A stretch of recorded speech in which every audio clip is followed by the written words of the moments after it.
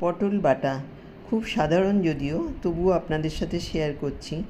ছোটো সাইজের পটল আমি গোল গোল করে কেটে নুন হলুদ কালো জিরে দিয়ে ভেজে নিয়েছি। এবার মিক্সিতে 2টো কাঁচা লঙ্কা দিয়ে পেস্ট করে নিলাম। এবার প্যানে সর্ষের তেল গরম হলে তাতে কালো জিরে রসুন ফোড়ন দিয়ে দিলাম নারকেলের পাউডার, তারপরে বাটা পটলটা দিয়ে দিলাম কাশ্মীরি লঙ্কার গুঁড়ো, নুন হলুদও একটু দিয়েছি, আগে তো দেওয়াই ছিল। তারপরে স্বাদটা ব্যালেন্স করার জন্য দিয়ে দিলাম একটু চিনি আর কাঁচা লঙ্কা দিলাম। দিয়ে নাড়তে নাড়তে নাড়তে শুকনো হয়ে গেল যখন, তখন তার মধ্যে দিয়ে দিলাম ওপর থেকে একটু সর্ষের তেল। এবার আমি সাজাচ্ছি একটা কেক কাটারের মধ্যে দিয়ে চেপে চেপে দিলাম। এবার কেক কাটারটা উঠিয়ে নেব।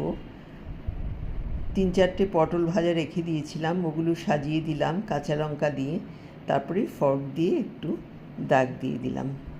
খেতে খুব সুস্বাদু হয়েছিল, দেখতে মোটামুটি ভালোই লাগছে।